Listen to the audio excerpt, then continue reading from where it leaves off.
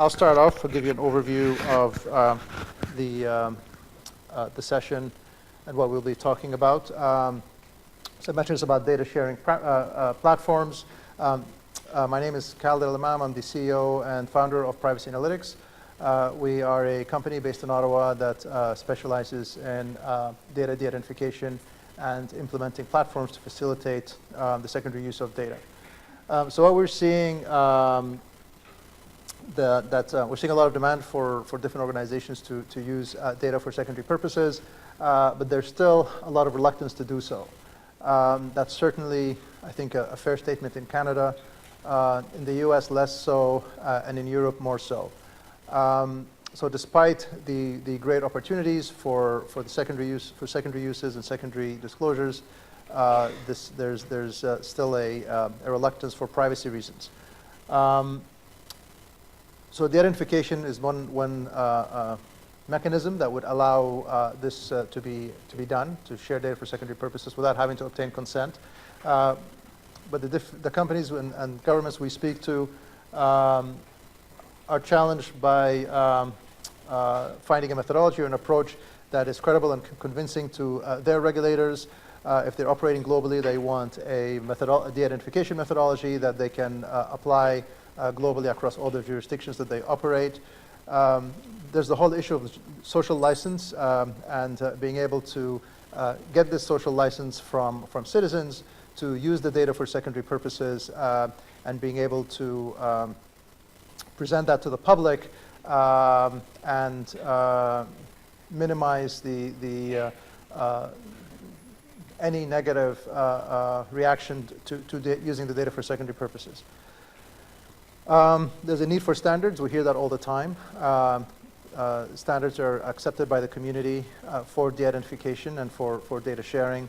And concurrent with that, also the need for high data utility. A lot of times organizations want to share data to do analytics on it, and we do a lot of work with healthcare organizations, for example, and healthcare organizations are very concerned about data utility and being able to draw accurate conclusions that guide clinical care from the data. With respect to standards and guidelines, there are actually a lot of standards and guidelines. So despite the concerns we hear, the reality is there are a lot of standards and guidelines, and I think part of the gap is knowledge dissemination. We need to create awareness that there are a lot of standards. The top row are standards from regulators. The second one at the top is one from Singapore that we just published about a couple of weeks ago. And then you have the Ontario Privacy Commissioner guidelines from the UK, European Medicines Agency, and Spain, and more are coming out all the time. And then the bottom row are guidelines from non-regulators, so government organizations, standards bodies, and other types of guidelines.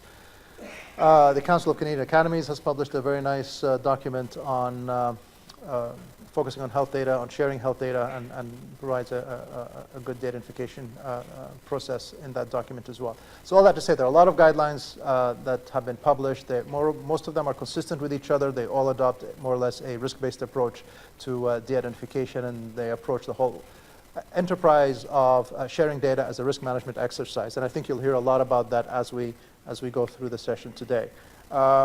And we've written books as well. So there are 3 books that we've published specifically on the topic of anonymization and de-identification and data sharing in general. Although they're focused on healthcare, I think the lessons are much more broadly applicable. So I'll just describe some key concepts, and then I'll pass it on to the rest of the panelists to carry the conversation.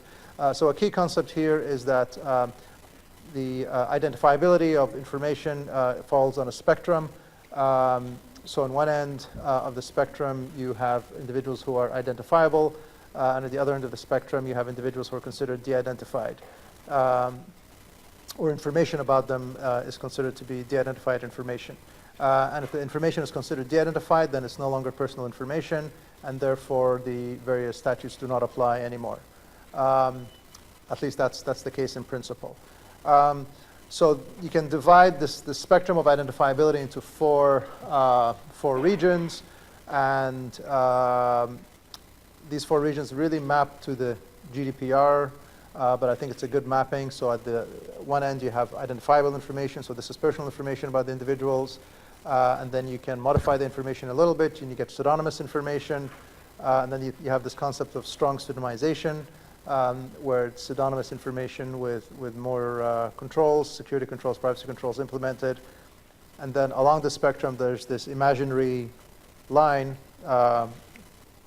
right here that is where data is no longer personal, becomes anonymized or de-identified.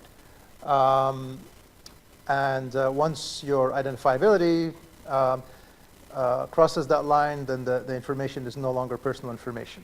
And we'll talk about where that line is, but essentially, if you're to the left of that line, then all that information is considered personal information, and if to the right of that line, the information is considered no longer personal information. And to the left of that line, there are different grades of identifiability, but they're all essentially personal information. And then another key concept, which I think we'll hear a lot about today, is that of data utility. So as you de-identify or anonymize information, you lose data utility, and at one point you reach essentially a cliff where the value of the information declines significantly very quickly if you apply any more anonymization or de-identification to that information. But there's always a trade-off between how much you de-identify data and how much utility you still have in that data, how useful that data is for the types of analytics that you want to do. We'll talk a lot about anonymization, de-identification, but a key concept, again, in the conversations we'll have today is that anonymization is quantitative, is driven by quantitative metrics. So we have the concept of setting the threshold, this imaginary threshold that I showed you, and then you need to measure re-identification risk compared to your threshold to determine where you are on this identifiability spectrum. And then if you are to the left of the threshold, it's personal information, so you need to apply some changes to the data to de-identify it. And if you're to the right of this threshold, or in my diagram, then it's no longer personal information, and you can use it and disclose it for secondary purposes without consent. So a key point here is that the approaches that are being used broadly today are more and more quantitative, where the risk of re-identification is being measured in a quantitative manner, which makes a lot of the conversations with regulators and with stakeholders much easier. Another key concept, which again you'll hear about more, is the idea of a context, so that the risk of re-identification is a function of the data risk as well as the context risk. So you have the data risk, which is how easy it is to re-identify individuals in your data. And then you have the concept of context risk, which is essentially the security and privacy controls that are in place. So the same data or same information can have a high risk of re-identification in one context, but a low risk of re-identification in another context. And the concept of context is very, very important. It's not just about the data that determines whether the data is identifiable or not. It's about the data and the context as well that determines whether the data or the information is identifiable or not. And I think a lot of the examples we'll hear about today will describe that in a little bit more detail. And then the last concept I will again mention is where is that threshold? Where do you draw the line of what's acceptable risk for de-identification? The answer is that there are actually a lot of precedents for that. Organizations have been sharing data for many decades, have been releasing data, de-identifying data for many decades. These numbers are probabilities and a probability of re-identification. So you see examples from Statistics Canada, from CAI, from in the US Department of Health and Human Services, from the NHS in the UK, the Centers for Medicare and Medicaid in the US, et cetera. A lot of organizations around the world have been sharing data for many decades, and they have used various definitions of what's an acceptable threshold. Right?